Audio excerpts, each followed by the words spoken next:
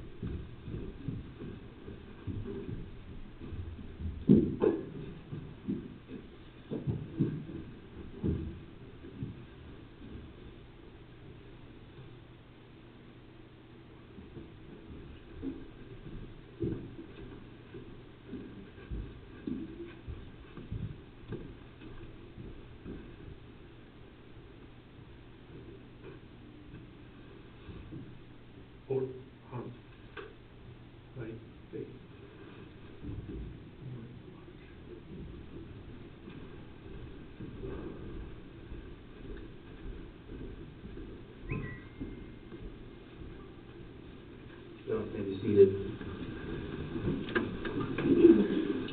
Thank you, Sergeant Woolsey, and especially thank you to PCSO for their service and them being here today to present the colors. We appreciate that very much.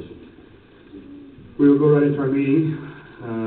The item of the day is we're going to swearing in of the newly elected officials by Tracy. Appreciate her being here today, so we will go with that matter right now. Where do you want them to go, Tracy? Along the back wall. All those officials being sworn in, please come up to the back wall.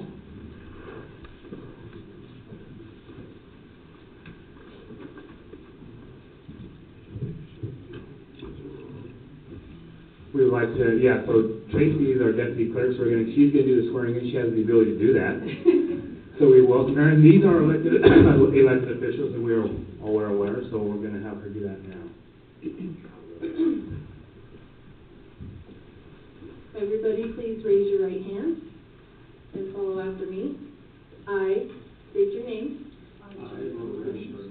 Do solemnly swear that I will support obey and defend the Constitution of the United States obey and defend the Constitution of the United States and the Constitution of this state, and the Constitution of this state, and that I will discharge and that I will discharge the duties of my office with fidelity. the duties of my office with fidelity. Thank you very much.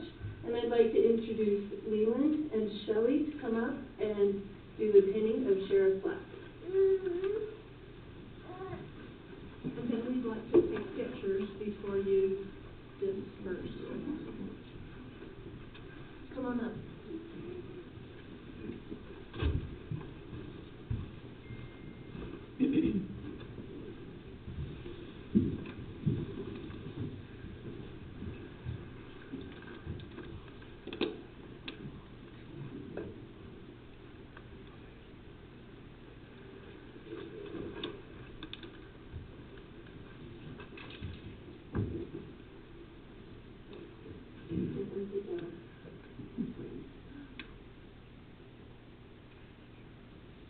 Congratulations.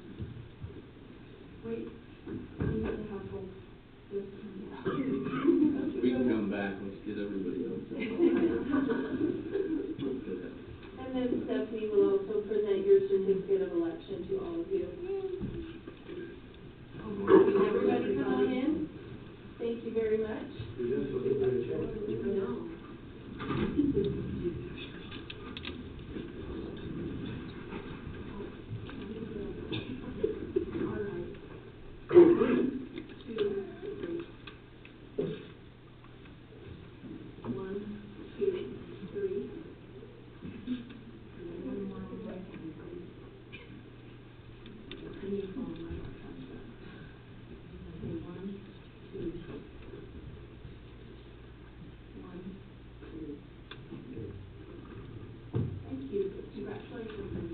Hold on, if anybody else wants to come and get a picture with their family, you're more than welcome. Also, there are refreshments in the hall, so please stay and linger for a few minutes and visit and get a treat on the way out.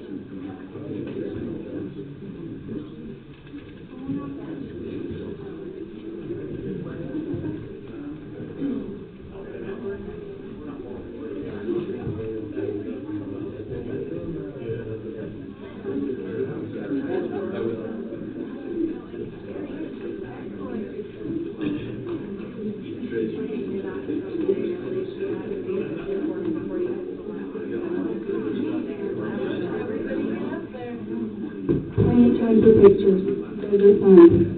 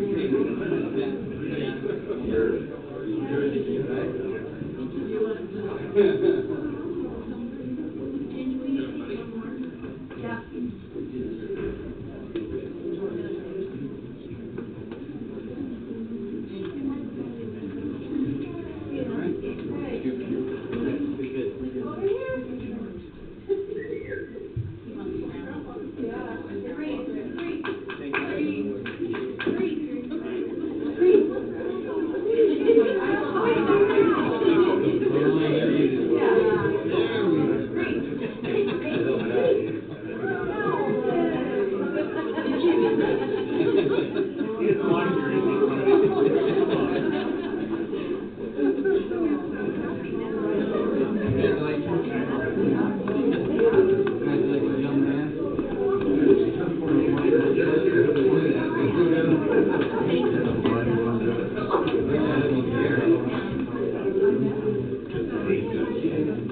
Congratulations, Coach.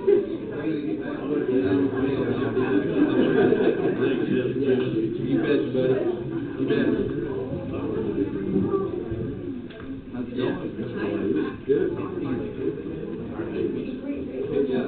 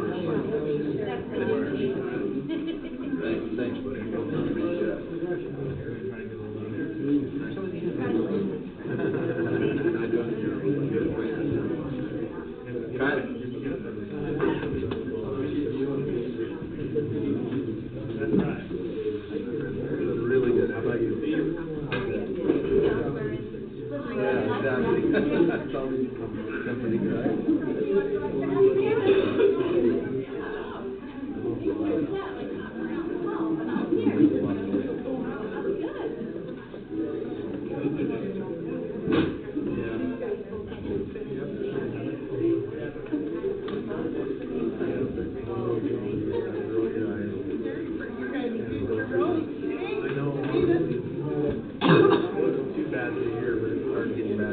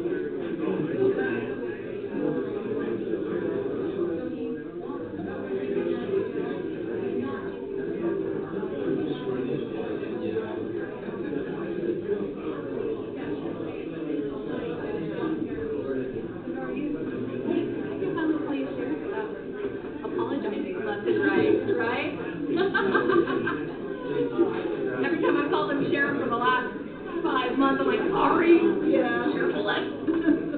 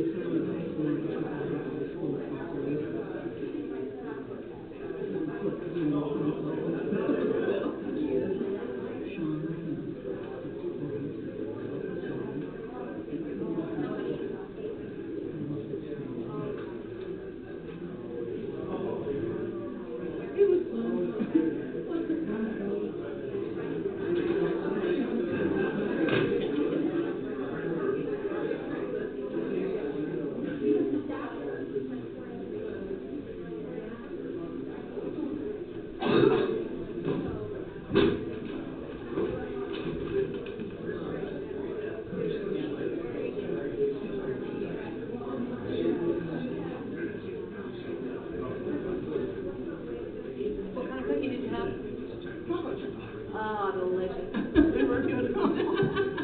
Hey there. How are you? Good. How about you? Don't freak me out so I can't stand myself. What's up?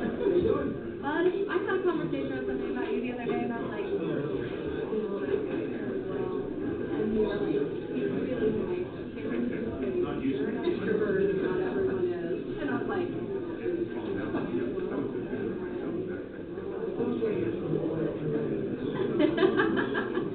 not much point. But it was pretty fun. I was like, this is actually pretty fun. Like, they keep reading in time in 5 months that I worked here, and I still just like, couldn't tell you about it.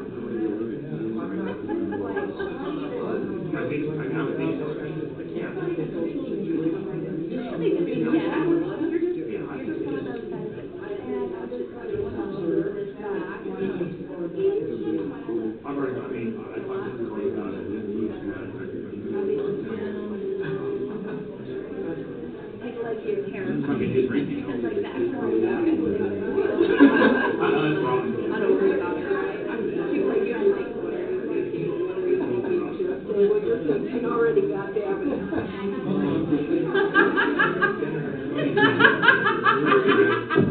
Oh, that's silly. No, I've had Beaver figured out for months. What are you talking about?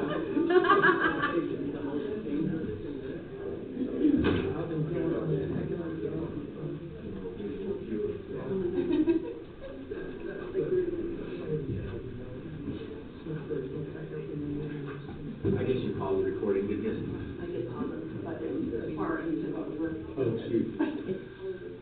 All right, welcome back. We just had the swearing in, the pinning of the new sheriff, and I'd like to offer my congratulations to those newly elected officials. Appreciate, actually, both of them will stand here with us right now, so thank you for your service, public service, and being here today. We appreciate that. All right, we're going to go right on to the next item on our agenda.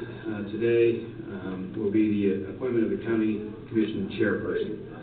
I'll open up to my fellow county commissioners, and we'll have some discussion and go from there. I make a motion that we nominate Wayne Hollings to be our county chairperson. You're pretty quick on that nomination, so I'll second that.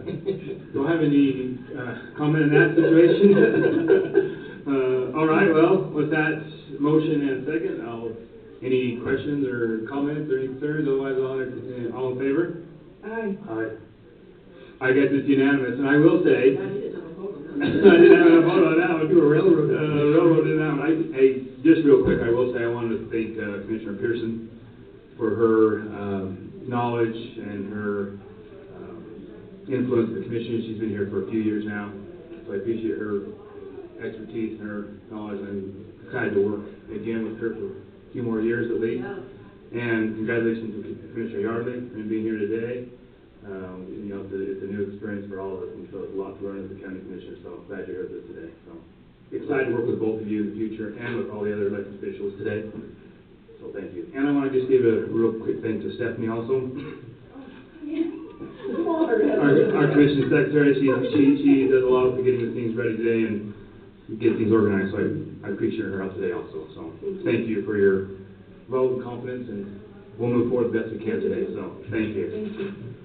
Okay, next on the item is commission conflict form. I believe we got an email to fill out this form, just a conflict form to fill out to make sure there's no conflict from us personally. We do this once a year. Once a year, right, Ginger? Mm-hmm. Every year. Every year, we just declare conflicts. If there are not any, we just do NA, but it's just more just transparency. Perfect. That's all it is.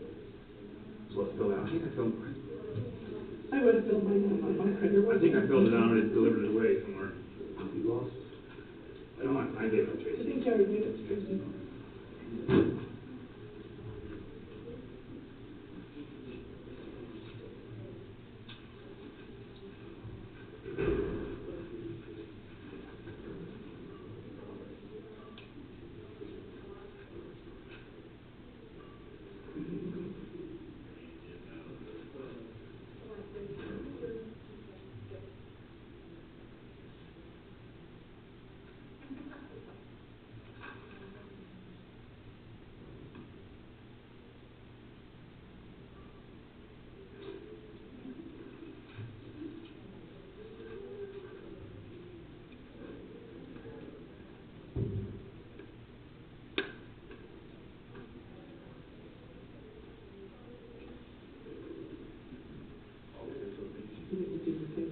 to get a copy available and make sure we're ready and ready, so.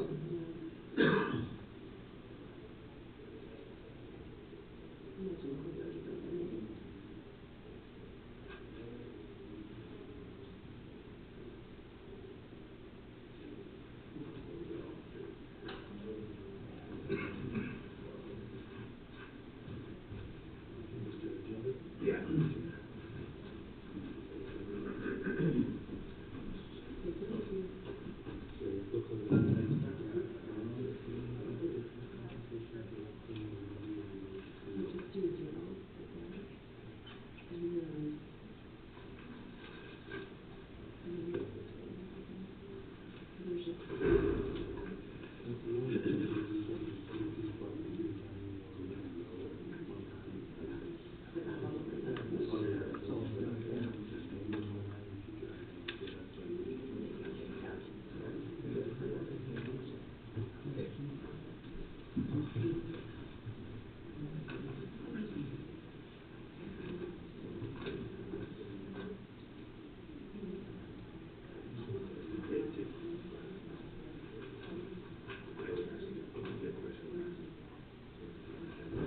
That's right, 2023.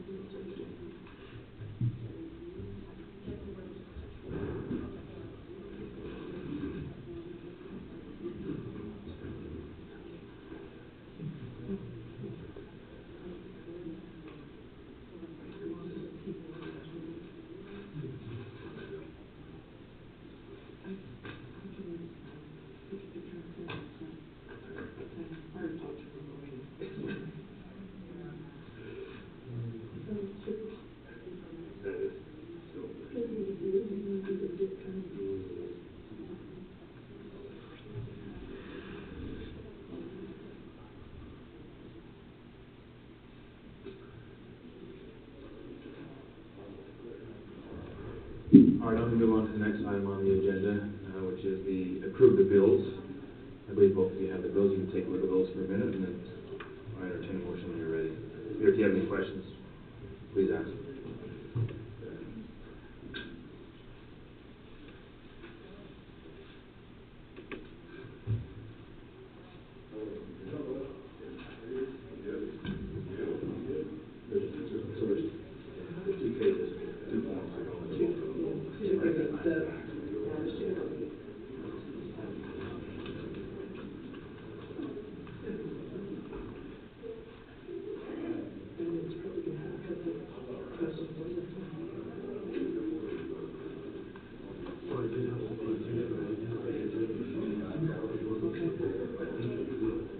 So you tell both of them.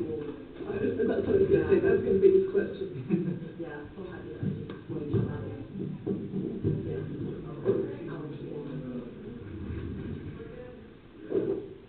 There was that one, the bell, I didn't understand what that was. Oh. She helped with that. What's that? You had a question about the bail, when they take in when they do a traffic stop and they're right by the warrant. Right. We hold that bail money that they make in construction because whatever court is holding that warrant. Right. So it should, we just pass through if you have that question. Okay. Should be a question. Okay.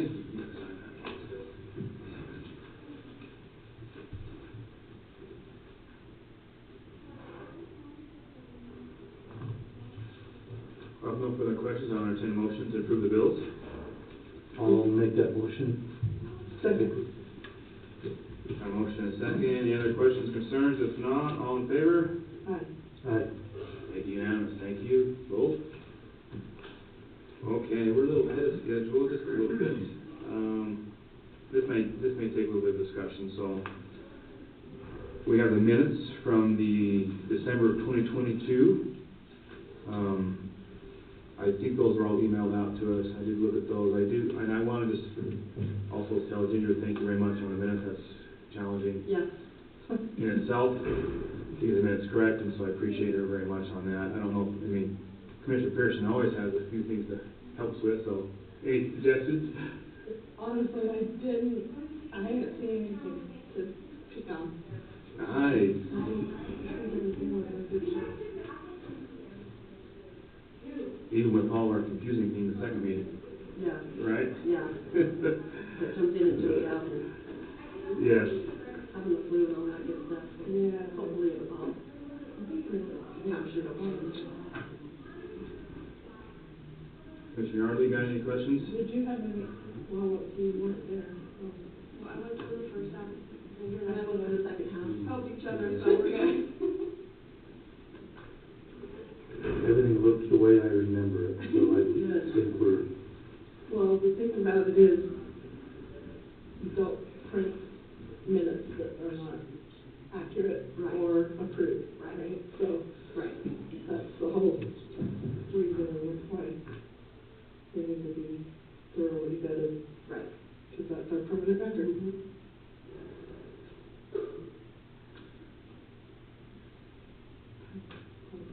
Hold on, My just fault. look at them. They logged me out, so there's probably more. Tell me which ones you want to see, and I'll hold them up for you.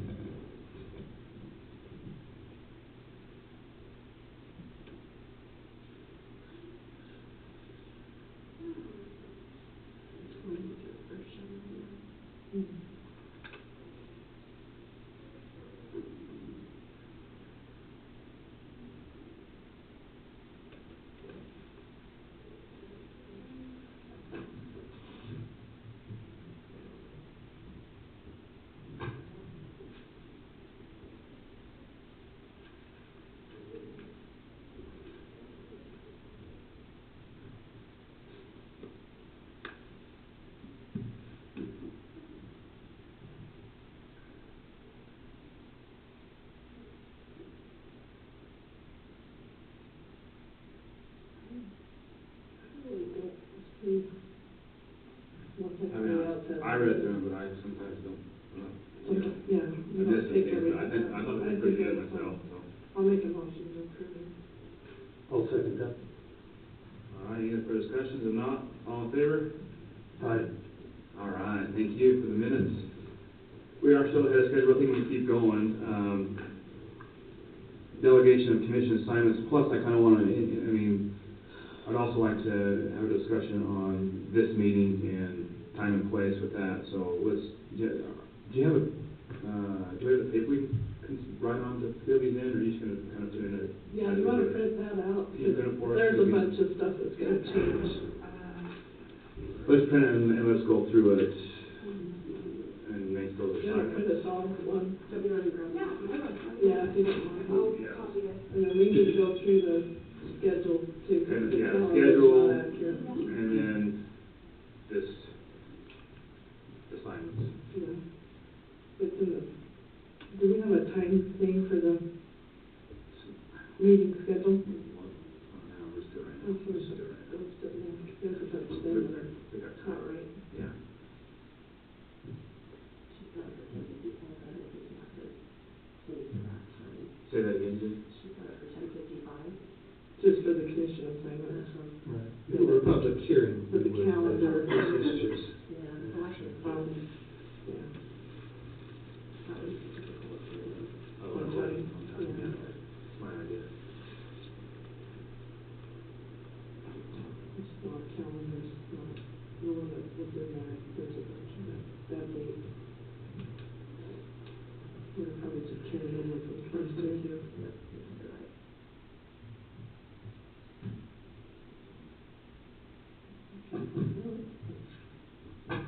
Commissioner Pearson, our next commission meeting would be the 17th. There's also a UAC meeting that I have on the schedule. Do you, I think it starts later in the day, 3 or 4 of the capital. No, I think that meeting should be like 8 o'clock in the morning, On a Tuesday. I think so. Okay. I I think it was for the newly elected. newly elected. Yes, newly elected. The day before is Oh, when it okay. I guess I don't have that.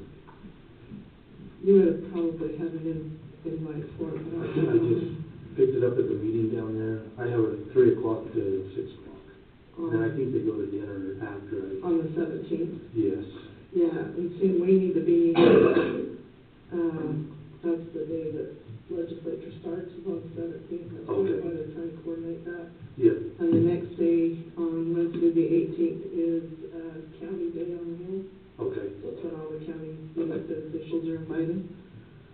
And then I actually have a meeting that night up north too, so. No, I think we just do that morning. We just do the morning. And then you guys will be back. Then we can just leave. They're at 3. They're at 3.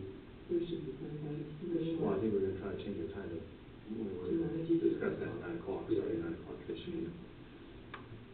Well, let's talk about that now. I think our. You want to do the calendar, or you want to do the assignment? It doesn't matter. Let's do assignments now. We're here. All right, Commissioner Chairman, I guess that's done.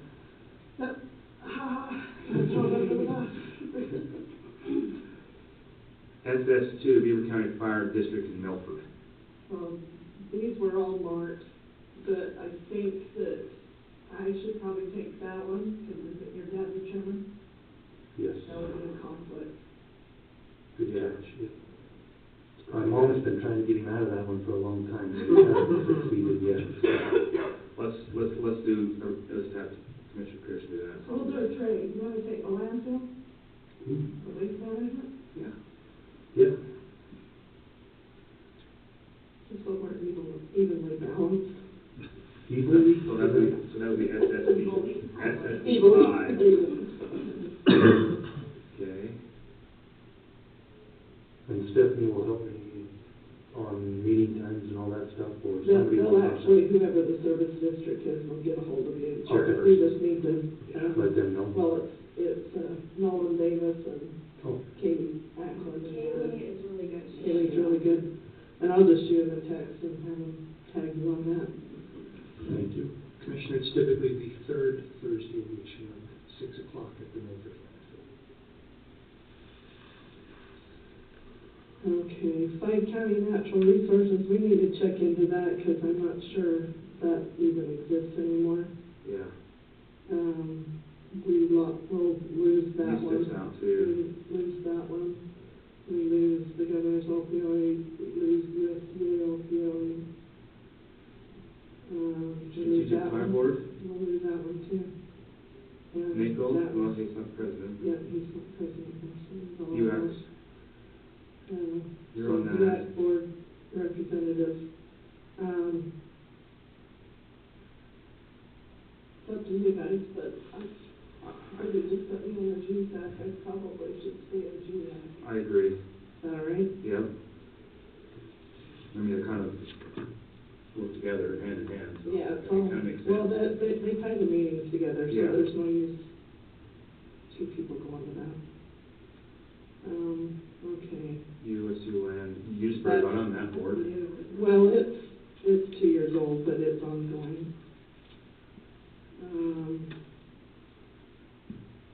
These are the ones that are, you're appointed, like, or nominated, or Yes. whatever, elected to. So, I'm still on NICO RAC, that's the Rural Action Caucus.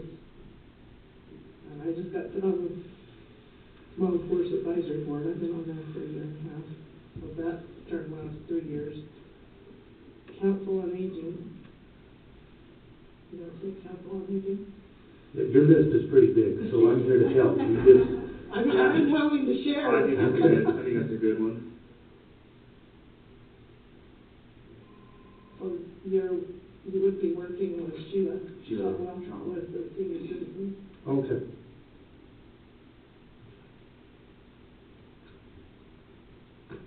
Local Interagency Council, So the LIC, that's our LIC, that and the, no, intergenerational, they dissolved that one, so we can scratch that one out too. It's no longer state funded. I'm still on the Governor's Rural Matters. So. 6 county commissioners, you're on that committee still. Yeah, the chairman. Yep. And CDC, that's another appointed one, and we have our meeting next Monday. That's a There's 4 commissioners in the state that sit on that, along with the lieutenant governor, and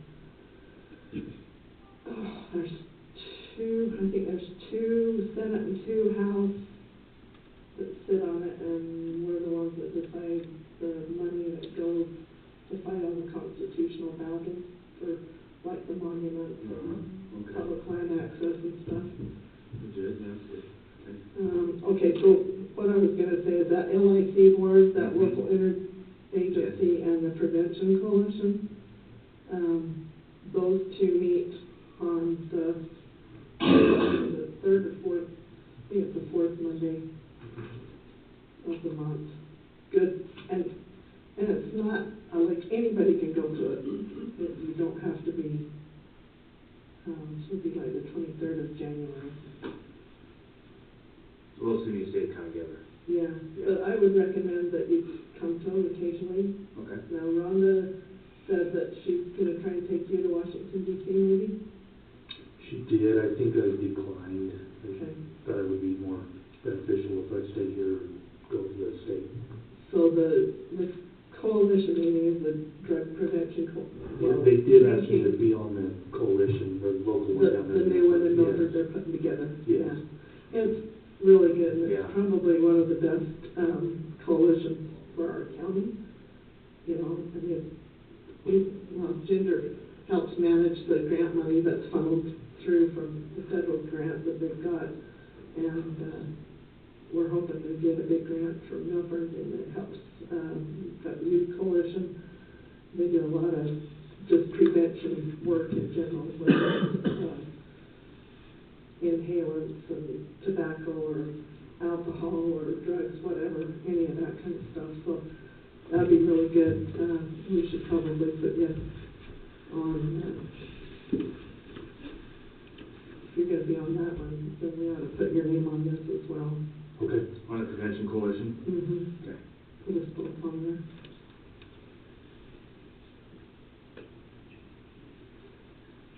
My son is on the youth coalition, and he really enjoys it, so it'd be, Yeah, we met with him at the legislature this year, got all those meetings lined up with, Yeah, like, we did. Evan and Yeah. Carl, and really good program, good for those kids. it is good. We need those kids to do that too. The only other one that I am still involved in is the Ag Water Optimization Board at the state level. And I would like to stay on that board. I think it will be beneficial to stay on that board with the direction they're going with funding with water, the Great Salt Lake, and the fight that we have to try to get some of that funding down here where they're actually gonna curtail our water rights and start to take away water rights. Was that a Farm Bureau appointment, or where did you get this? How did you? So they asked for 4 producers in the state, and Farm Bureau did help get me on that board, but it's not a Farm Bureau sponsored position. Or a spot for Farm Bureau? No, it's not a Farm Bureau spot. Yeah. I don't, Ag Water Optimization. So if you guys are okay with No, I that, think it's then a good, I know people don't understand the value of being involved in those kind of things, but that's a huge deal. Yeah. yes, I agree. the funding is gonna be there for a long time, and I think we've seen this articles in the paper about how they want that water in the Great Salt Lake, and we're gonna have to voice or we're gonna lose, so. Right, agreed. Okay, let's see. Go through your list. My list, Indigent Defense Board, I'm staying on that, 5 counties. So 5 county steering committee, Human Services, Southwest Public Health, and Mental Health, all kind of meet at the same time. So they're all tied together, so if you're okay, I'd like to stay on those boards. Tribal Council, SSD 1 and SSD 6, which is the Fire District 1 and the Elk Meadows boards. Those meet once a month. And then economic development, so I think those are all, which I think it's okay if you guys just stay on all the boards. Okay. Or is it usually changing those unless you see a need to do that? No, I'm fine with that. If you're good, that's. I'm good. Okay. Local Public Lands Administration, Public Safety Roads, there's kind of all of us. Roads has been, We need to decide if that's what we want, because we used to just do all 3 of us, but sometimes the department heads like to only answer one. I So, that with department heads, so I was gonna speak for now, Hopefully that's okay. until we kind of make some decisions. Yeah, because I've been over the maintenance and the fairgrounds and the lake and that, so we. Yeah, I think we need to, We I think we need to kind decide, of define yeah. our different roles with each department, and we'll kind of see where we're at. Okay. Economic development's kind of all of us, with Jan Wakeland. Yeah. Wild Horses has been kind of yours, Mr. Pearson, and the Fair Board, like you stated. Sage Grouse with Kevin. BLM Resource Management Plan with Kevin. Then SSD, I guess you need to sign on SSD 3 with Milford. That's the out there. hospital. Hospital, right? Yeah. And NACO Corporate Plan Steering Committee. SSD 7, no one's been really assigned to that. I did go to that meeting the other night. I mean, I think we could probably. Yeah, we meet annually, don't we? Yeah, probably most. Where is that one at? SSD 7? It was here, it's just, It's a road It's service. the mineral lease money. right, mineral lease money. They meet maybe twice a year generally, so, yeah. Yeah, Right. yeah. We can probably just assign all of that really, I mean, it's not really a lot of time consuming stuff, or I can take it, it doesn't matter. Correct me if I'm wrong, but isn't there specific seats that have to be filled on that? Right, and so if you were to attend that board, you wouldn't be a voting member, you'd just. Right, I would just go just as a public. So who are the voting members? Bruce Brown, Greg Blackner. Greg Blackner, and Don White? No, John John Carter. Carter is the chair. Yeah. So it's those three. Just the three? Yeah. Well, Dave White's the I think secretary. the secretary, yes, correct. I got a couple that aren't on here, but Okay. I probably should put, so, I've still got 3 years left on the wildlife, RAC board, Southern RAC, Okay. and then, I don't know how you guys feel about it, or how you wanna run the legislature, but some of the counties are assigning, like, a legislative liaison, you know, kinda just the one that's doing the, so everybody's not trying to be up there, or whatever, I mean.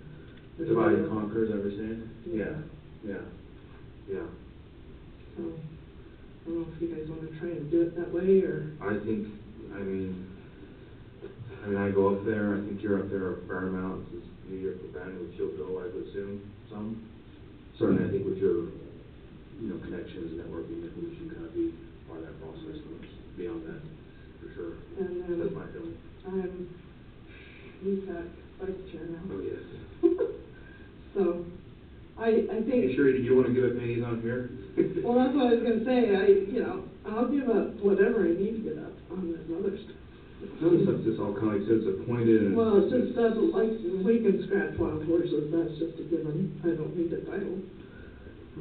And, That's true. it's That's just that's discussion just always, mine, right? I don't even know, yeah, Yeah. that's just, What about Fair Board? You wanna, I guess you're over the fairgrounds though, I mean, well, you wanna stay on that? somebody or- else can go put the time in on the fair board if they want. Brandon, you want that? I'm very helpful. Probably not a bad idea. I mean, Tim's okay with that? Yeah, Okay. I'm fine with that. It's you, Brandon. I will probably need Just some. plan on, lots of hours. Okay.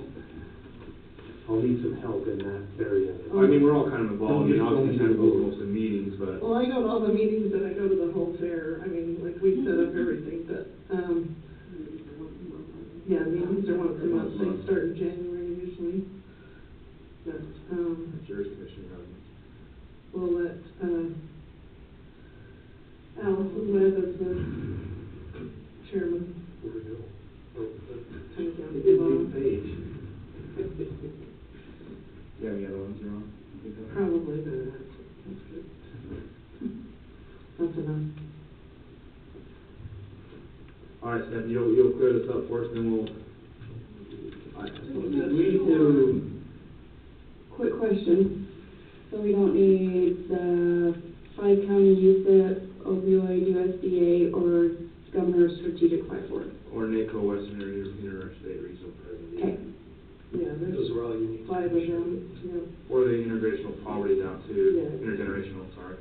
Okay. And scratch wild horses. And we'll- Not that anybody's gonna believe that we're not working on horses. Commissioner, you were asking me a question. Yes. I guess when we bring this back, do we need a motion on these assignments or just a consensus? No, it wouldn't. I think consensus is adequate, but I never turn down motions because they create a clear record Okay. of what the assignments are. So if you wanted to make a motion or have somebody make a motion, that would not be appropriate. So do we wanna wait until we've got a I think so. clean list? Fair enough. Let's have it, just make sure it's on the agenda for next time. And Commissioners, one final thing before you move on to meeting discussions. I have handed you a copy of your legislative duties and obligations as the county legislative body and the county executive board. We don't have time to go over it now, so if you're looking for some really good late night reading that'll put you to sleep, this is it. Okay. As you go through that, if you have questions, please call me and we can talk you through it. This is a good reminder, so thank you. Yeah, it's meant to overwhelm and discourage you. Make you wonder why in the world you really take this job. But yeah, for your late night reading. Thank you. All right, so I think assignments were good. We'll address the other in a minute because we're drawing the hour of our public hearing.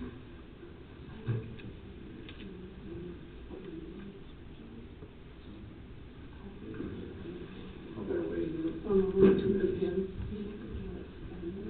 Yeah. Say that again, Ginger? The open meeting. Yes. You can go on the calendar website and do it. I don't know if you guys do it in your other boards. So, correct. I mean, you can do it online. Each board that I sit on technically does it too, so I'm getting it. Yeah, I provided it at the Waste Management Board and Fire District Number 1. I think Leo does it at Clausen. Yeah, Do you want a certificate or somewhere that's documented? No, we just need to, document it somewhere, maybe on the next agenda. Let's just document it that it's done, because that is something the auditors do ask me if they've been completed. I know you guys get it in your audit board, Right. but let's just make a motion or document it somehow you completed.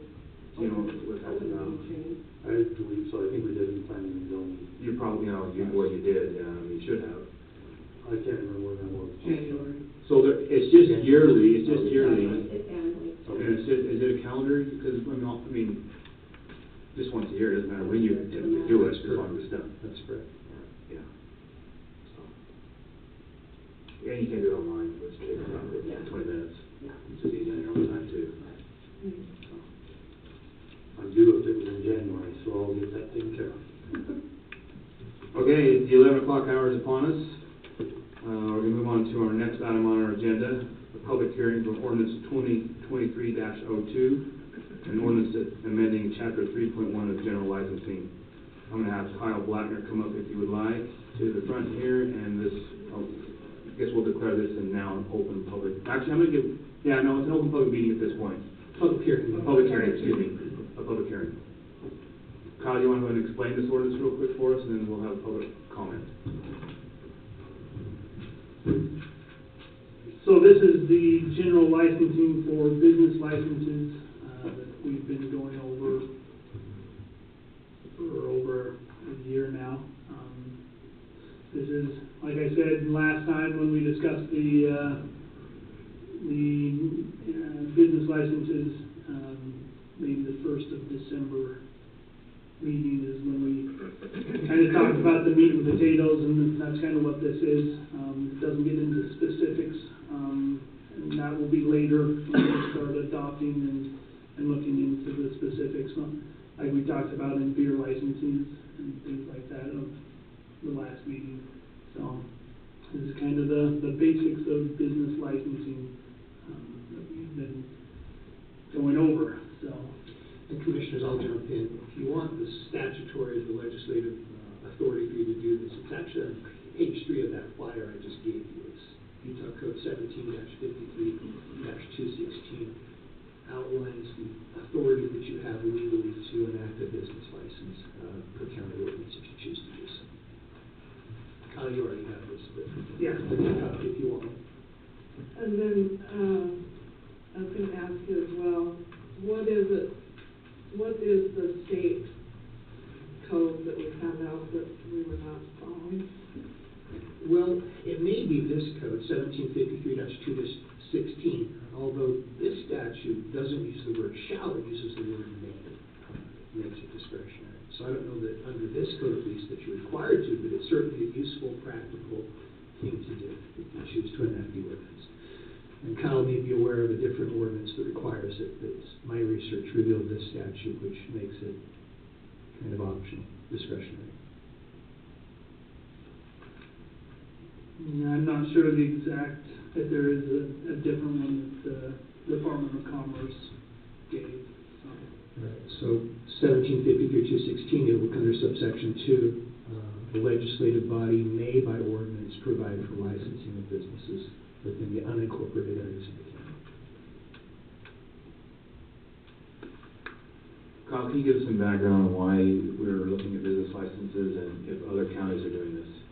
Yeah, it's something that was brought up probably around a year ago on business licenses over a few different issues, and it was kind of brought to our attention with the Department of Commerce, where they kind of brought up that pretty much all jurisdictions in the state have business licenses or have had some form of a business license. But us in another jurisdiction. So I wasn't given that information on who the other jurisdiction was. That was just a conversation I had with the Department of Commerce discussing business licenses. So again, it's just kind of keeping order, right, to make sure. We've had a few things that are happening in the county that there's no business licenses for. We'll use an automotive business as an example, where if you were in Milford City or Minersville town or Beaver County or Beaver City, you're required, right, to have a business license if you have an automotive repair shop. In the county, we don't have that. We have a conditional use permit, but it's still being done in certain instances, and that's kind of what an individual came to us and said, hey, why do I have to have a business license in Milford City, and I'm required to do all of these things when outside there's Joe Blow that's doing whatever he wants, and he doesn't have to pay for these, taxes and things like that through the state of Utah because he doesn't have a business or business license. And I said, well, no matter what, if he's doing work, he should go through the Department of Commerce no matter what to have a license and a tax ID to do work. Again, it's more of just kind of trying to clean stuff up on what has happened in the past and moving forward to make sure that certain things are not necessarily regulated but protected, right? The same individual is doing one thing in one area, he probably should be required to do it in another. Right. Okay. Perfect. You guys have any questions for Kyle? So when you met with the Department of Commerce, did they say it's time to get this done in Beaver County, or? Well, they said it should have been done years and years ago, right? Most jurisdictions that I've come across, it was the 80s and 90s where they first adopted business licenses. So now we have a form of business license that we did adopt years and years ago, just not the full business licensing. So like a beer license or a marriage license, or we have one for a restaurant, but not a full business license. So he was the one that, like I said, kind of brought up, well, if you have all businesses operating in Utah must be registered with the Department of Commerce and licensed with a city or county in the state. And then he's actually the one that sent me the registration guide of business licenses. So I think, like I said, it's just kind of moving forward to something that should have been done a long time ago. Standard practice everywhere, but yeah. And for the most part, I'd say most of our businesses are located inside jurisdictions, right, inside of towns and cities. So I don't think there's a lot that are going to be affected in that regard. So we discussed also those that are exempt in the last meeting also.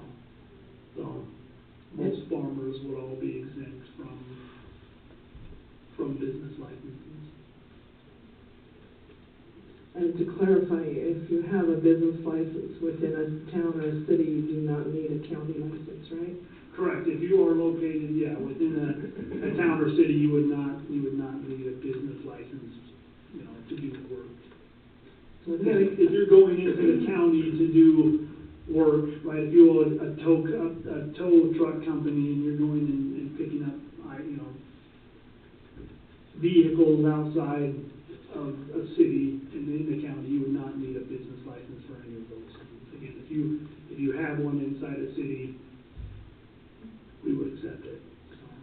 So there was quite a bit of discussion, over the last couple of years at different USAC meetings on like food trucks and vendors like that travel back and forth, like whether they're at the fair, but they're different counties or they have a license in other cities. So how do we do that? Because I love our food trucks. I don't want to mess them up, but you've got them traveling back and forth between, inside the county and within city limits. But do they have to have a license per town or a county thing, like they're going to be?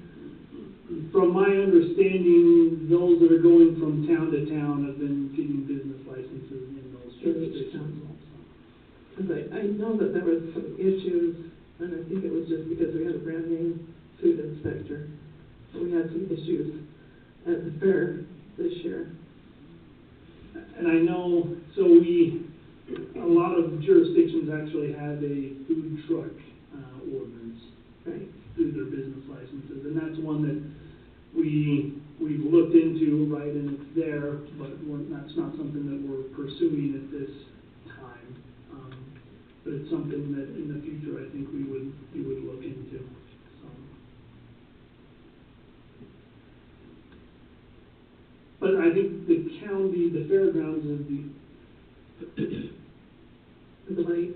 I guess the lake, yeah, that's true. I was going to say, I know they have gone to the lake a few times. So. But otherwise, I'm not thinking of anywhere else. Or maybe on the mountain. Up on the mountain, maybe, yeah. Mm. So another example of question. So if there's a mobile repair business in Cedar City, they have a business license. If they come to Beaver County, or they come over to work on equipment, are they required? I would probably say that would fall in the exemption of a business license, unless you guys feel differently, but I would say they're coming in and, they're not setting up shop in the county. I guess if they had one where it was a mobile and they were setting up and they said, okay, hey, every third Tuesday we're coming here, and if you have vehicles, we'll work on them, right? But otherwise, if it's just broke down, somewhere in the county, I would say the same. It would be similar to, as long as they have a license somewhere in the state of Utah, they would be exempt from those things. Unless you guys, again, feel differently. But that's kind of what I would say, is if it's if you're not setting up shop in a certain area. Establishing shop. Correct. Yeah. And that's kind of what the food truck one is, more of a temporary area, right? If you're going to one area 3 or 4 times a year, then that's where they would be required to have a business license for a food truck in that area. I mean, if they're setting up shop once or twice randomly, I would say, yeah, that would fall back under the exemption on most of the ones that I've come across. So, Iron County is a little bit different. They pretty much require one anytime you have a food truck. But I know Sevier County is, hey, you're setting up shop in a certain area for sure. But if it's randomly 2 or 3 times a year, then as long as you have one from the jurisdiction that you are residing in, which is like a Beaver City or a Milford City, then I would say, all right, if they went one day out and had a food truck, I would say that's not something we need to be regulating. Yeah. Unless you guys feel different. So. And one more quick question, the exemptions. Can you explain how you came up with the exemptions, or we came up with the exemptions? Those are pretty I have much... the state paper that says all businesses. That doesn't leave any out. So I just want to Correct. understand how the exemptions. They do say all, but, from the discussions that we've had, previously, with Commissioner Whitney and that not wanting, farmers or, Lemonade right, stands. correct, Yeah. those, that's kind of where those are coming through. So I've searched numerous ordinances throughout the state and kind of mixed and matched, where we've come up with this. But most of that comes from severe counties with the lemonade stand and the exemption if you're not paying, taxes and things like that on the sale of goods. Right, if you're a farmer and you're selling it to your neighboring farmer,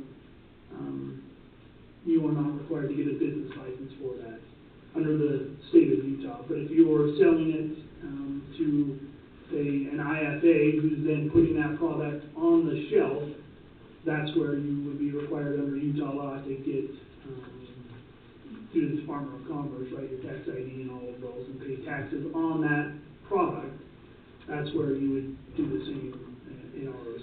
You require a business license or something like that. So if you are manufacturing a good that is then being resold, right, to consumers, that's where that exemption is going, right? If you're a farmer selling your hay to another farmer or to someone else and they're using it, again, you would be exempt from business licensing requirements and taxes under the state of Utah.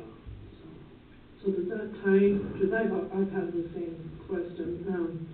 If I remember right, it was 3 years ago, they were trying to pass this in the state legislature, and I can't remember who it was that was pushing it, but they would have required licensing and taxing on lemonade stands, On babysitting. correct, on everything. I mean, if your neighbor come and mowed your lawn, you paid him $2, you had to pay, I mean. Correct. Just, it was ridiculous, and we fought it tooth and nail, and I think, I'm not sure that that's that, because they've got a lot of exceptions in the state law. Yeah. That bill, I'm pretty sure died in. It died. In It the died. House. Because it was everything, like everything. Yeah. H3, what I gave you specifically prohibits us from charging a business tax against minors who are just in the occasional. Right. Lemonade stand. Yeah, a baby stand. You'll actually read it in the code that I gave you. You can't do it. The other question that I had, as far as agriculture and stuff, I might pick on Brandon right here, but like if your business is commercial custom cubing or doing crops or, we have a lot of that kind of stuff going on in the county, but I think the majority of ag people have some sort of a tax ID number of some sort. So I'm assuming that if you have a tax ID number, you would come under the umbrella of needing a Business license. business license. But like us, we sell hay to, for export, we sell it to, hay buyers come in and contract just the same way they do with our cattle. And they ship them wherever they ship them, and they're gone. They're not going on a shelf immediately, but eventually. Correct, and that's what it is, right? They're not reselling it here in Beaver County, and so therefore I would say you'd be exempt from that tax ID under state law, and also a business license. But again, The only thing I see with the exemption, sometimes you create a who you gonna choose is exempt and who's not, and I'm not sure I wanna do that too much. and I think that's why Where you most. can just require everybody to just make the fee simple or whatever it is, and Yeah, it's not a big deal. That's probably why most jurisdictions just require a straight business Yeah. license, right? Like I said, there's Garfield County, Sevier County, there's 3 or 4 that have kind of these exemptions for certain things, but most just require a straight business license. So there's no, I don't know how to word this, requirement for standards to be met. Like there's no, like liability insurance or, those kind of things are not part of the application, are not part of the permit. No, those are all things that each business obviously has to, there are certain requirements under Utah law with the Department of Commerce, but again, it comes back down to, most businesses under Utah law are required to have certain requirements anyways, right? If you start your own business and you wanted to go out and do certain work, you're required to have some sort of insurance, some sort of liability, obviously workers' comp and things like that, and that's what the state obviously dictates, and we don't. So we would just kind of say, hey, right, here's your business license. If you're required to do something different under the state of Utah, that's your responsibility and liability to make sure you're doing those things. Yeah. Okay. I would think that'd just be good business. Yeah. Yeah, Have your and you'd hope obviously that liability, people are yeah, doing are those responsible things enough to do that. to protect the consumer and themselves. All right, if you don't have any other questions up here, I'm gonna invite the public for their comments, or call you one thing. Yeah, one more thing in section 6, that's the information from, I think it's page 5. Go.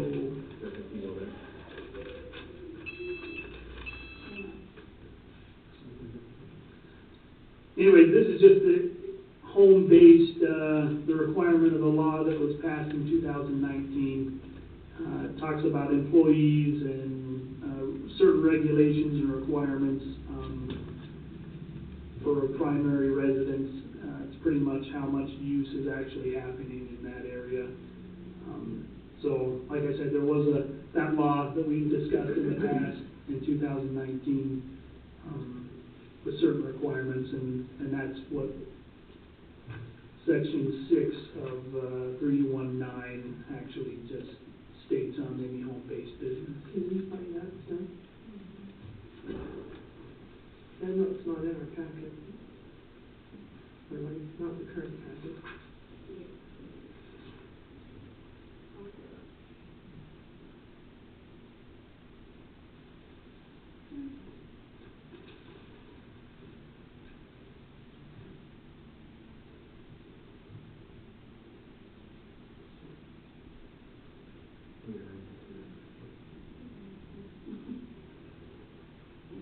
No, you're good.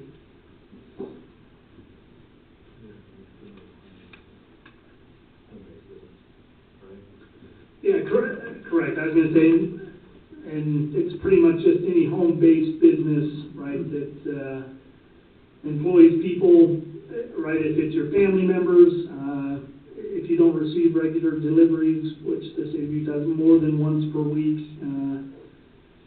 conducts in-person client meetings, displays signage, utilizes any off-street parking for businesses. There's just certain requirements that the state of Utah says, hey, guess what, if you're doing these things... Then you need a license. Correct. If you're not, then You're good. Then you don't. Okay. So that's pretty much all it is. And so like our if you're hometown hairdressers or nails, correct, dog stuff groomers, like that, yeah. Right. But if they have a home-based business and they have, say, 4, 5, 6 employees and they're having deliveries dropped off every day, I mean, those things are different. But again, if it's your basic in-home business, you wouldn't be required or you'd be exempt from those things. Okay, so tell me what number you were looking at. I know, hopefully we don't So have any it's 3.3 businesses. 3.19, number 6. I don't think we do. Well, you never know. You never know. Should be page 5. I'm sure there might be 30 to get a license either. Keep going, you're good, keep going, right there. Yep.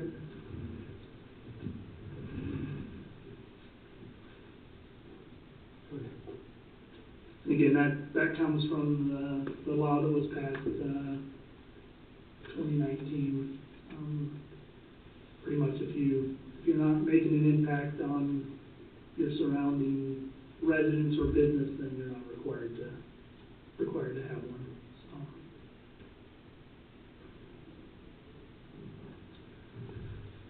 So. Okay. Kyle, thank you. I guess you can stay there or move aside or whatever, so we can have some public comment. If you will, when you come to the mic, please state your name and try to be concise in your question as best you can. I would like to keep it to a few minutes. your question or comment, and if it's been questioned or already commented by someone that's duly noted, so try not to repeat the same question or comment, if you will, just for time's sake and for other people's opportunity to speak, so. Is there any comment? Please come up.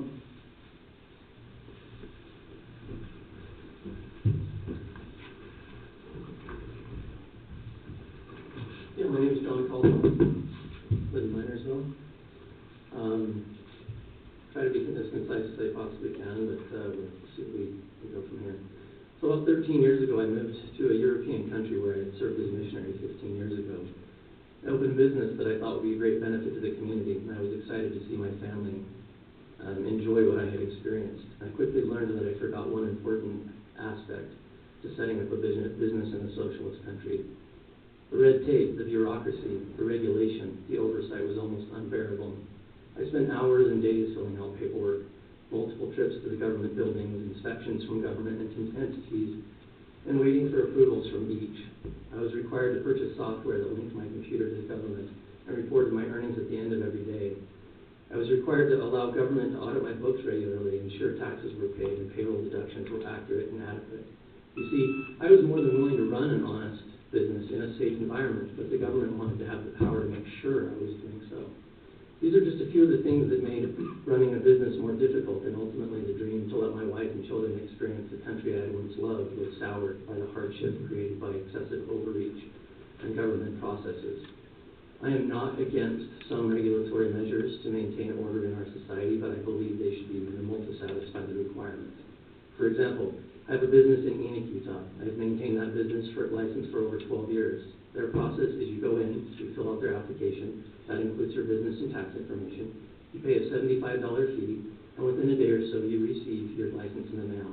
There's never been an inspection, never an audit, never a complaint by patrons about my offices or how I do business. And I've had roughly over 50,000 visits to my business in the past 12 years, with not a single complaint or safety concern. Thank you for holding a public hearing in this county commission meeting to allow the public to comment, critique, or express concerns about the subject that the public unfortunately knows very little about. How can the public be given fair and ample opportunity to comment on a law or code that blatantly violates constitutional rights and creates immense discrimination and favoritism for certain businesses, primarily farmers and ranchers in the county over other businesses?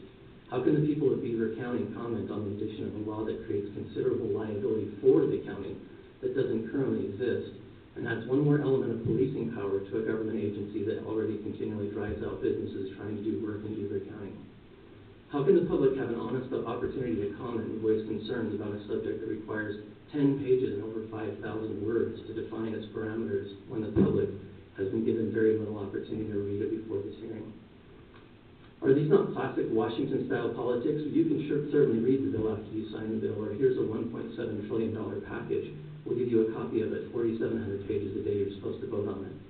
How can this public hearing be effective and legitimate if the public doesn't know that this commission values certain businesses over others?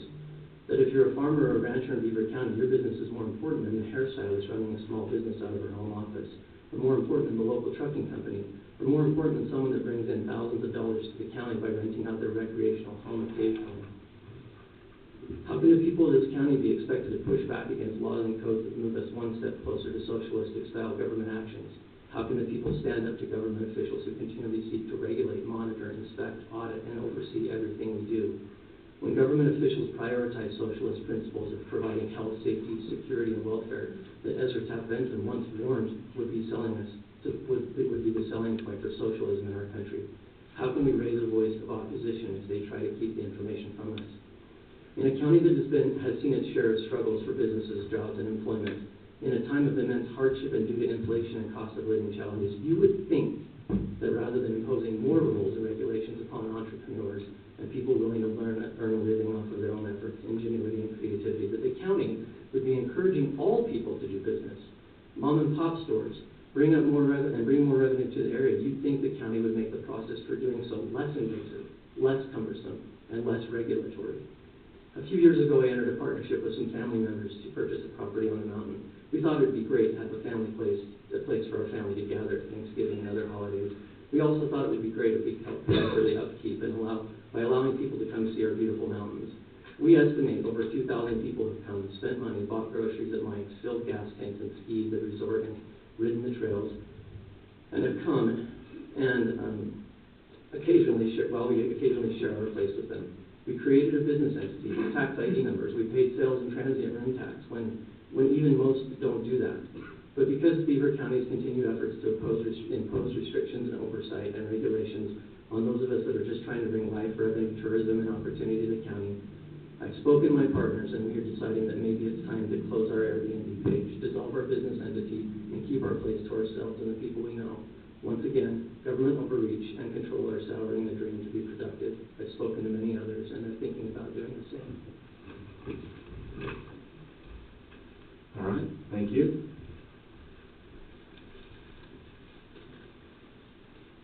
Anyone else?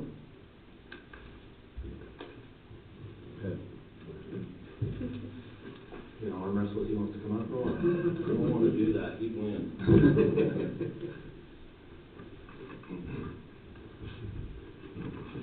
Hello, my name's Dallin Goff from Minersville. I would like to start off by thanking the Commission for putting together this public hearing on the business license and allowing us to have the opportunity to voice some concerns and thoughts we have about this law. With that, I do have a few concerns. The first one, which got answered a little bit by Mr. Blackner, would be why now? You know, why did the county suddenly decide it needs a business license at this time? You know, at this time we've got Smithfield Foods that's downsizing its operations.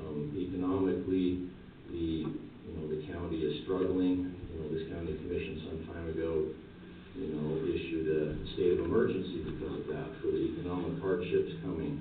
Also, the hardships on local businesses because of inflation, supply chain issues, those kinds of things. Why now would the county decide that it is a good time to impose yet another financial and regulatory roadblock on the businesses in the county?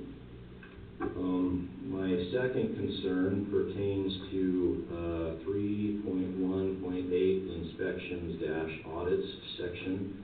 And it states, quote, as a condition of the issuance, continuation, or renewal of a business license, the applicant shall, upon reasonable demand, permit continuing inspections of the place of business or other activity to ensure compliance with all applicable business, zoning, health, or safety regulations, end quote.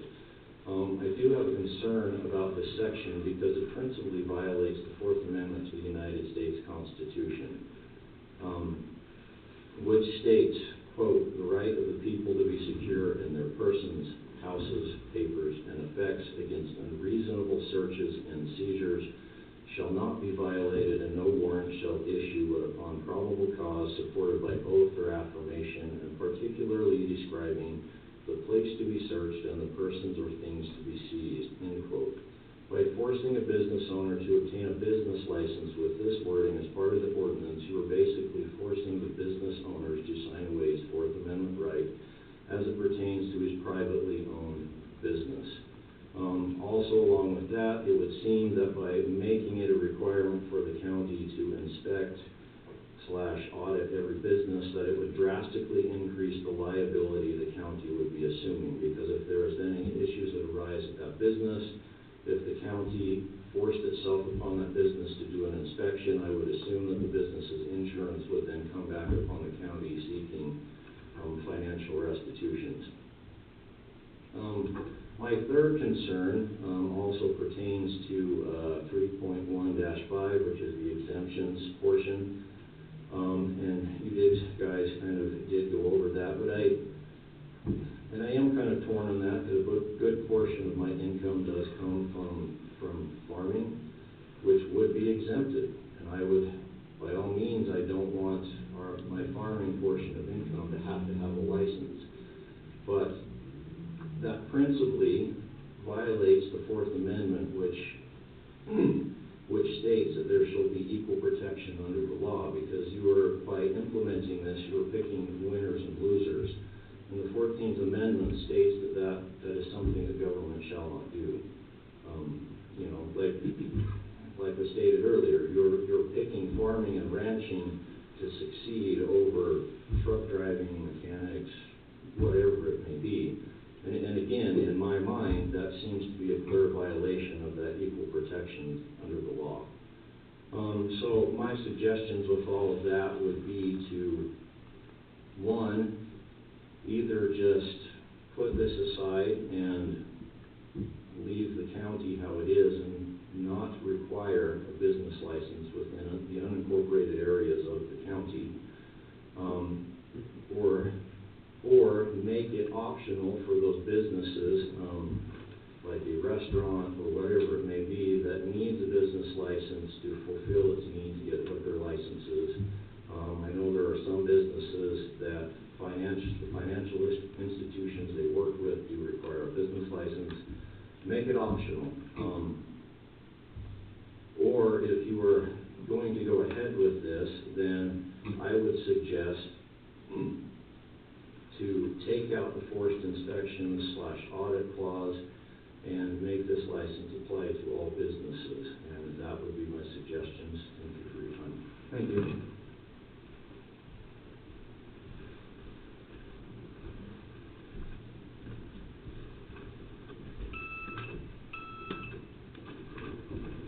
Can I just have a couple comments and then a couple questions? So first, I'd like to thank Mr. Christensen here because he pointed out clearly that this is a may and not a shall situation, if I understood that correctly. And so that leads me to my other question there. What conflicts have arisen, or can you provide some examples of what conflicts that have occurred within the county in the recent years that would have been solved solely with a business license and that could not have been solved in any other way? Can you provide any examples or issues where that can address that way? Well, I mean, I don't know if there's necessarily a conflict, but what I've noticed a little bit is sometimes with Airbnbs and Vrbo's, you're competing against hotels' beds, and if we don't know that there is an Airbnb or a Vrbo, or not necessarily us, but that business is taking beds away from hotels, they're paying TRT taxes, and those other businesses are not, that is a concern that's been brought up. And there's no other way. Okay, so Well, I mean, there may be other ways, yes. I mean, potentially there could be other ways. But if we don't know if they're actually putting people in their places and not paying TRT taxes, it's not fair for them versus these guys on the hotel. That's one complaint we get from the hotel people. Yeah. I think, that's direct competition. And so if we don't know if they're doing that, it's hard to regulate that. And what benefit would a business license have over just because we already have tax ID numbers? What additional benefit would a business license offer? Kyle, you want to answer that question? I mean, Tax ID just comes through the state of Utah, right? And so a business license is regulated locally, not through the state. That's the only difference. Besides, one's regulated here locally on making sure the business is in compliance, and the other one is through the state of Utah on taxes. But there is identification that occurs there already without the business license. We don't receive that information. No. It's through the state of Utah. It's tied to the state. You have to have a permitted access to that, to So any of it's that. not necessarily available to the county correct. Right. until later on Right. if there is a problem that occurs. But if there's a problem that occurs where it's threatens public safety, there is a way to identify that business at that point. Not necessarily. I know with the TRT and that stuff, you have to have a permitted access to get that list to begin with. There's no way to even follow it. We don't There's no have way that. to track it. And so we've had a lot of complaints over the years, and the whole state's been in the same thing with short-term rental, with VRBO, how do you say that? Vrbo. Airbnb and those kind of things, because there's no way to monitor and track it on a local level. And a lot of people were never paying those taxes at all. The other benefit, Ken, it brought to my attention is if there was a list of Airbnbs, the tourism department, they could share that on the website and say, here's opportunity to stay in the county, and these are our licensed businesses. So I think there is some benefit to it, but you have valid questions. So. Okay, and then, so in the explanation, so just a couple other comments, I guess. There was an example given of what want somebody in the city saying, why don't we have to do that in the county? And I guess, I support the idea that we have different jurisdictions for different reasons, because we don't have to be identical all the time.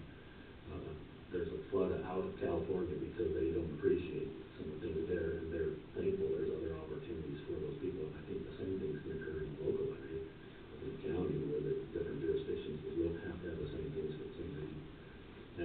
But by virtue of the same fact there, we're saying we want everybody to be the same, but then we're giving exemptions to different groups and favoritism there. Some of our founding documents have been reaching, all men are created equal, and yet when we start to do business, we tend to segregate out again. So I just word of caution there a little bit. And then finally, one other aspect of it, because there seems to be, we want to be able to control certain elements at different times here or there. And this is the framework, but the details aren't in it, was mentioned earlier. And I find that very problematic, because if we're going to have public hearings, we should know what the details are, because there's always additional controls that are put in afterward that nobody's in favor of, but they're done administratively after the fact without having the full public hearing comment there. So, anyway, I'm concerned on that basis that the details are not yet available, and that there are always more and more regulatory things that come that appease those who want control, that don't actually solve any problems that are out there. There's a whole host of things, laws on the books already that we can use to limit the abuses and the public safety issues that might be out there, and I think we use those avenues rather than adding additional levels of regulation. So that's just my thoughts on it. Thank you for your time. Okay. Just answer that real quick. Is any regulation that is added onto this, again, would have to be done the same way it's being done today. There has to be a public hearing, there has to be public comment on all of those things. Again, and those would be specific, like I said, to like a beer license or a trailer, or not a trailer, but a food truck or something of that nature. So this is true, but they don't have the same level of awareness that when those amendments are made that they do when they're brought to the front. The process should be the same. It should be exact same. I mean, it should be exact same process, so they should be aware if they want to be. You can't make a law without having a public hearing. Right. But I think some of the frustration, Kyle, is the public hearing, which these guys have appreciated. It was in the paper. If it would have said, go to the website for more detailed information on what this ordinance will actually do, then they could have studied that, looked at it a little closer.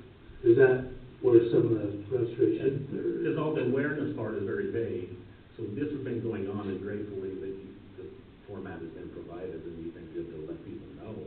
But if you go to the paper, what do you really get out of that, other than the government's at work again, pay attention?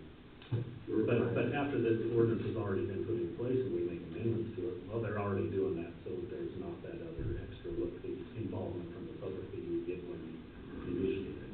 Okay. That's all I'm saying. But thank you for the process. Yeah. Okay.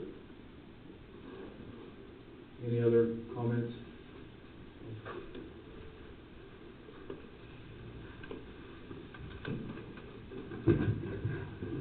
Jessup. I own an Airbnb and I'm a farmer. And I see 3 county commissioners here that are 2 are farmers, one's got a farmer background. What's going to happen in 10 years when maybe that's completely different? We're putting something in place that kind of back to the same thing. My Airbnb and my farming, in some ways, there's not a lot of difference there.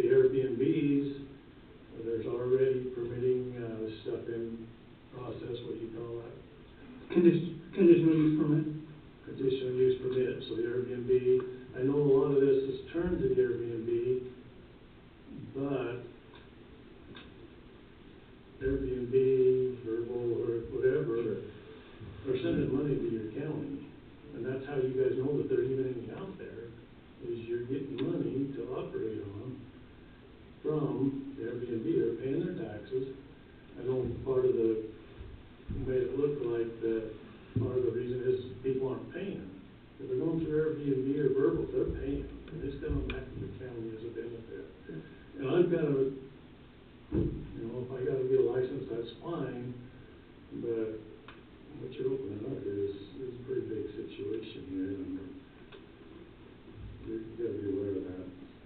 I mean, 10 years down the road, who's gonna be sitting in those chairs and what they're gonna do, what we've got started here. Thank you. Thank you. That's why we're having this public hearing, so thank you for being here.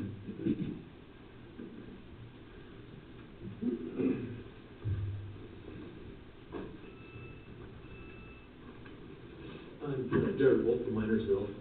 Most of the stuff that I was concerned about has been addressed, so I just wanted to maybe point out something. You know, we say, well, it's not like the Airbnbs are competing against hotels and not paying the same taxes, and those things are all true. But even when you go down the the exemptions, like I don't want to have kids that have a lemonade stand have to get a license.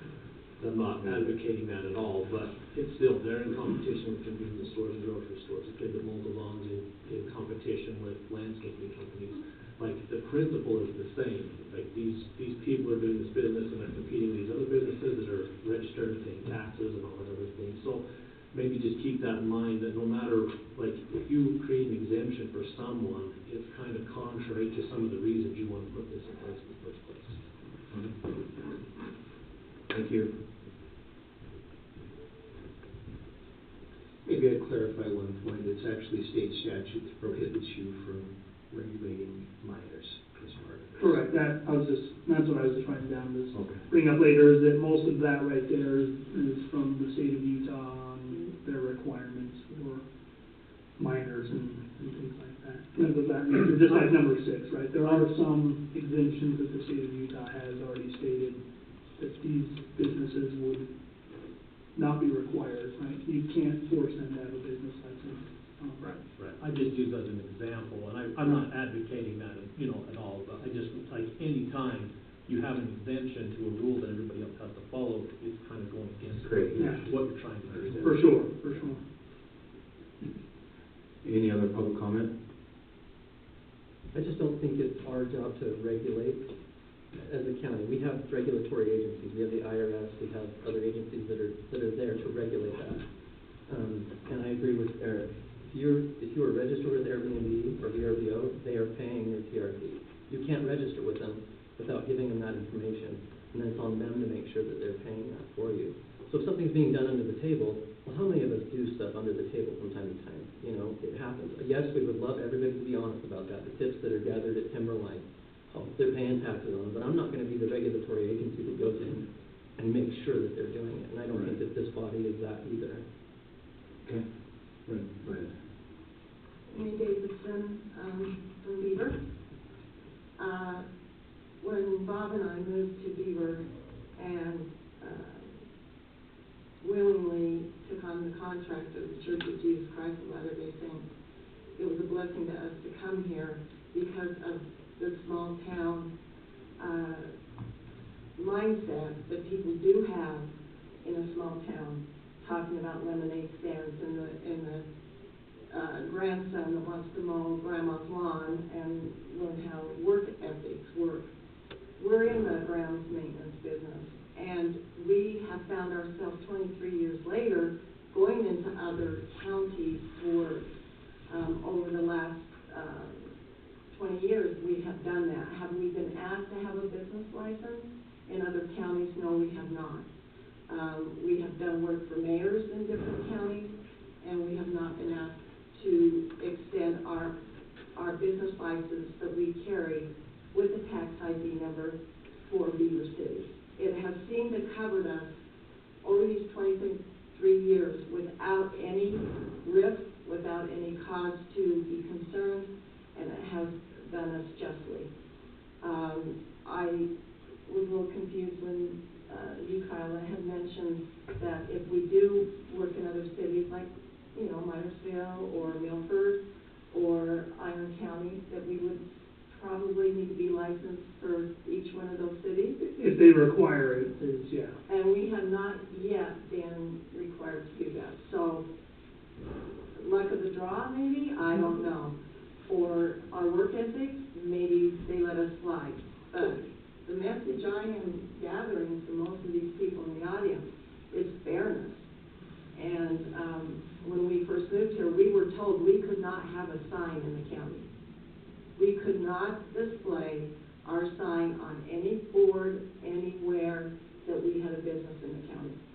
I never questioned that, because I just felt that the county had more insight than I did, just moving here. So I never questioned it, and never have. We've never established a sign on our warehouse building that we store our inventory in, and I'm seeing that there's a lot of that. We have many deliveries at our home.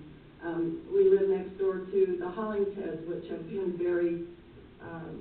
a very good relationship. Before him, that was the Smiths, and they have never come to us with problems. As long as everybody is respectful of their business and they do it honestly, I feel that the more government agree with these other men, come to regulate, the more problems and can of worms we are going to open. I'm very proud to be in Beaver. I love this little town, and I don't want to get rid of that small town, shake the hand over the fence feeling, because that's what I love about Beaver. Thank you so much. Thank you. Renee, just for clarification, did you say that you had a business license already? Oh, we have it was day one. Day one we got, in fact, we have. Even though you're in the county? Oh, yeah. Okay. And we have a lot of large contracts that require us to have liability insurance. Right. That's why we have more probably opportunities, because we dare pay the price, and you pay the price for liability insurance. Tons of money for insurance. We all know that. And so the credentials they ask for is a business license, our liability insurance credentials, and anything they ask for, we've been able to supply. We're a mow and blow company. We have 3 employees, me and Bob. So, question, so they required that business license, and so that's why you went to Beaver City to get one, so you showed the business license? You're right. Yeah. When we moved in, the first account we had, and the reason we came to Beaver was the Church of Jesus Christ of Latter-day Saints. And that is big business, and so they wanted all our ducks in a row in order to protect the members, protect us. And so we've always had a business license with the city. We're no longer employed by the church in that respect. We do snow shoveling. But we wouldn't dare set foot on people's property now without it. Yeah, right. It's just that clear. So, thank you. Thank you for your comments. Appreciate it. Any other comments? Can I make one more? Sure can. Come up to the mic.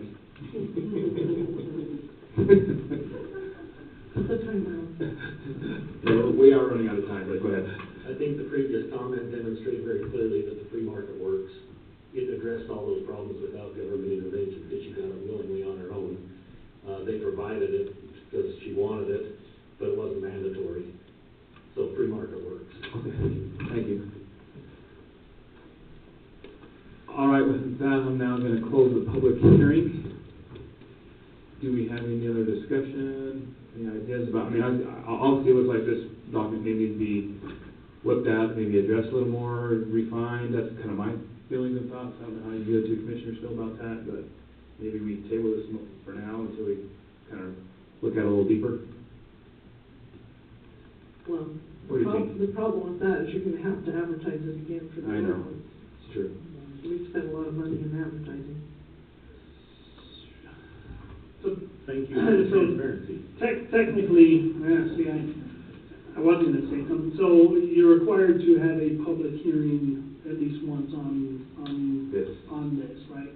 So that's the tough part, is you aren't required to then have another one, but the next time you do it and then you hold a meeting, if you don't, it comes back to transparency. Well, yeah, you would still have discretion to hold the public. Correct. You probably should, but under Utah law, you are not required to a second time if you were to table this and to come back later on. So I suggest you probably do, but again, that's kind of the issue with the discretion, you know. For me, I feel like there's still some discussion needs to be had exactly where we're at with the exemptions, non-exemptions, how complicated to make this be. That's just my feeling of it. Right. I'll let you other 2 Because we don't have that part of it on the screen. Right. I will say on one comment that was made about stopping businesses and things like that, this is not this isn't regulating what businesses are allowed or not allowed. That's what our zoning ordinance does. So our zoning ordinance already regulates what can and cannot go in that area, right? Right. And so if it's not allowed already, we're not stopping that with this documentation today. It's already required to either be allowed or not allowed. So if that business is happening in that area, which is not allowed anyways, it shouldn't be happening whether they have a business license or not. So, I think there's things we can still work on. Commissioner Pearson brought it up in an earlier meeting that we need to have some kind of a grace period. It's hard to throw the hammer down and then all of a sudden everybody's required. We need to have some education instead of always regulation, and I think that will help. I haven't seen a copy of any business license application. I don't know if we have even gone down that path. I think we should have that in place before we say we have to have a business license. Obviously, there's some things to work on. I would be in favor of tabling and discussing this a little more. So we do have an online portal that we have created for that business license model. Okay. That I can for sure show you guys that process at a later date or another time. So, but yeah, Well, I think that the whole purpose of this is it is an easy way to do this. You can apply online, pay online, receive your, I mean, it's just a correct. Quick and easy, just like one of the individuals talked about Enid City, right? And I mean, this would all be done cloud-based, approved and accepted just like that. Quick and easy, hopefully, is what we're trying to do this for. Yeah, right. The cloud-based. Right. I'm fine with tabling it, if you guys want to table it for a bit. Okay. We make the motion to table that? Table it, I guess? Yeah, to make a recommendation, if you I'll make that motion to table it. I'll second. All right, all in favor, say aye. Aye. All right, we're gonna table that ordinance for now, and we're gonna dismiss for lunch. Thank you. Thanks, guys.